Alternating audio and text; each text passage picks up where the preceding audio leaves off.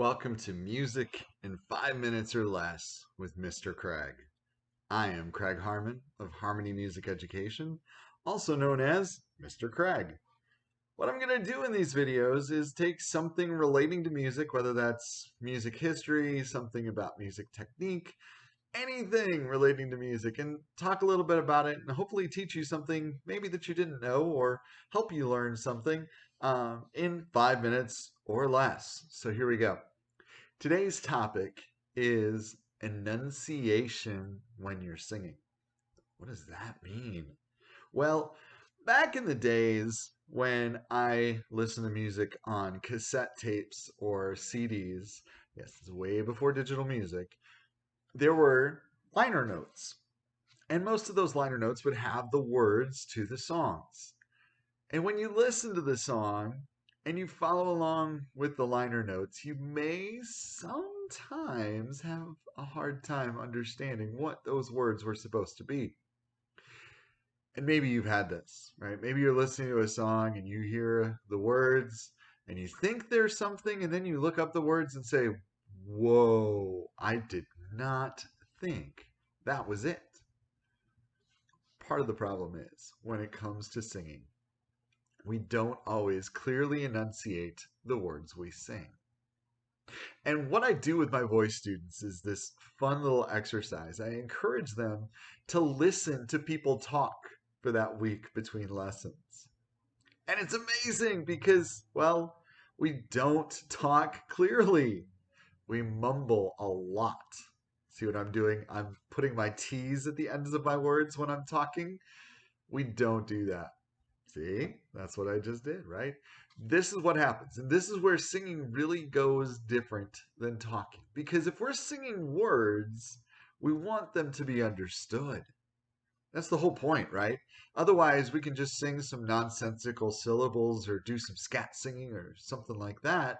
Because then, really, it's the music and the melody that matter, but not the words. But here's the thing when you connect the words and the music, it's an amazing connection and an amazing power that happens.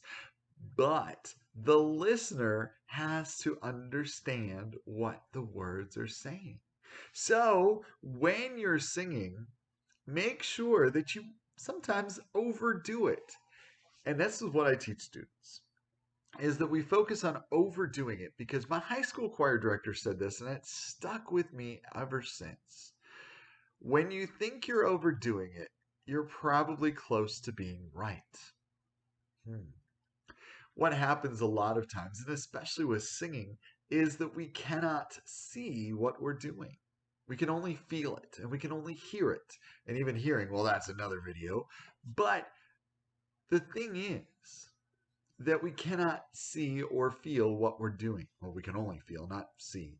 But when we're enunciating clearly and we feel like we're overdoing it, that's when we're going to be understood. Now, it does differ from different genre to different genre. What I mean by that is if you're singing in a choir, then probably it's a little bit more of a formal setting and you're going to want to really overdo your diction.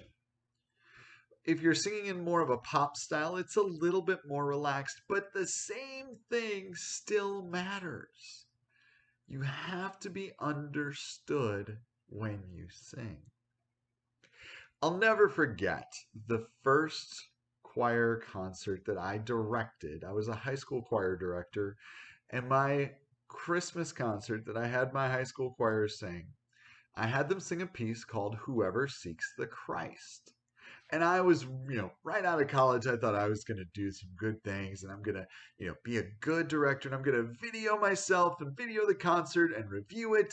And I did, and I was in tears. Because what my choir sang, because I didn't teach them to clearly enunciate, see, I've learned this, is they sang Whoever Seeks the Rice. That's what I heard on playback. Because I didn't have them do the k at the beginning and the t at the end. This is the thing. We want to overdo it because we want our message to be heard. We want those words to connect with our audience, with the listener. So overdo those words. Make sure that you're enunciating clearly and not mumbling when you sing. All right, it's less than 5 minutes, so tune in for the next video.